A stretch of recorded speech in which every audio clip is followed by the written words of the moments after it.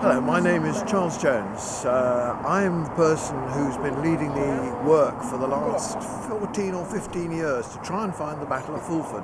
And what makes Fulford so exciting is that 1066 was the year when we say that the Anglo-Saxon rule of England ended and we then get the Norman rule beginning.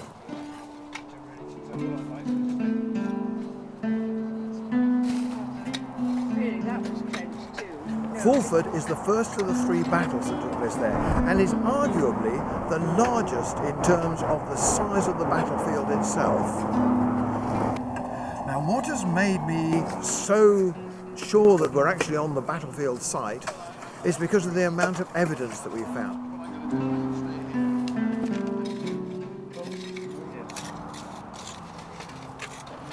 We found a remarkable layer of red material, very, very rich in iron. And within that area, we're beginning to find a remarkable collection of objects, which confirms what we found last year when we were doing some trial trenching around here.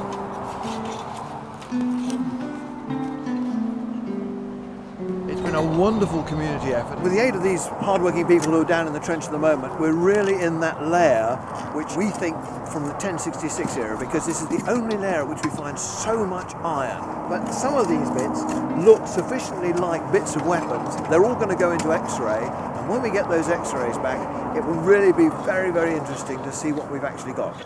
Now, the problem is with iron is it's very difficult to date.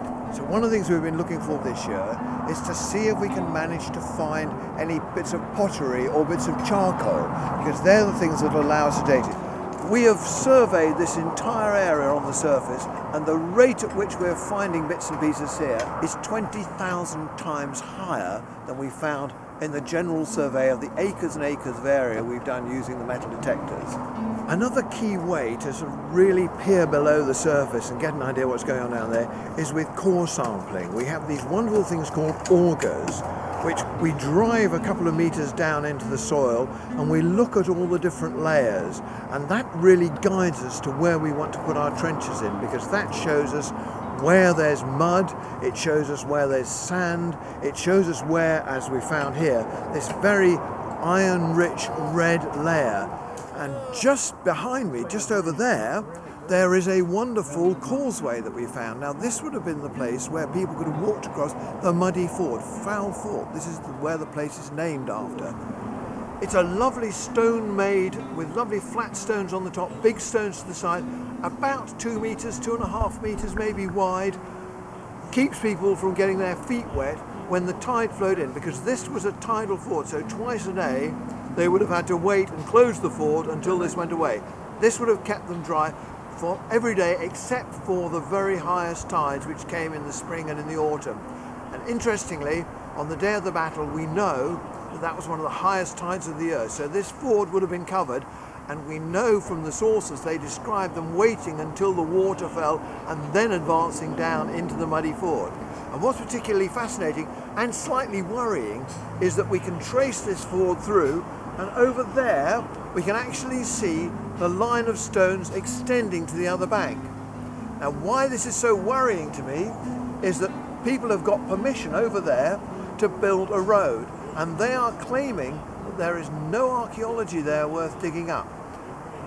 I can see the archaeology from here. I can see that causeway running all the way up that bank. There is, and I am determined to make them excavate it properly and really make sure that we have the truth about the location of the battle before any decision is made to destroy it.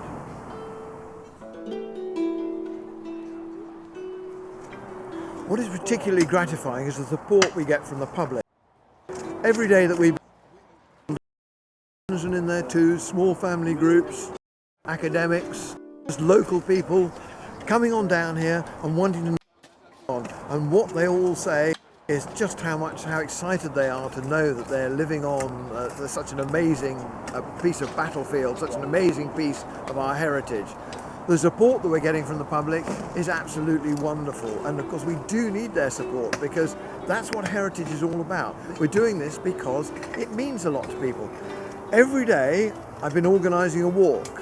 Sometimes we've only had 4 or 5 people, but most times we've had 10, 15 people. This is just on an average weekday. We'll turn up and we'll take them on a walk around the battlefield.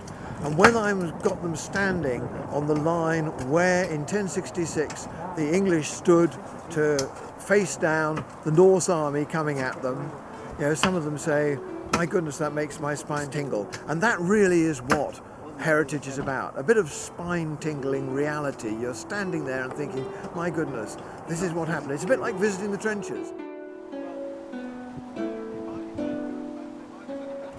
I very much hope with the work that we're doing here, we'll now be able to go to the authorities and make sure that over the other side, where we can see the archaeology extends, that they will do a proper archaeological dig. What this shows us is there is bags of archaeology over here.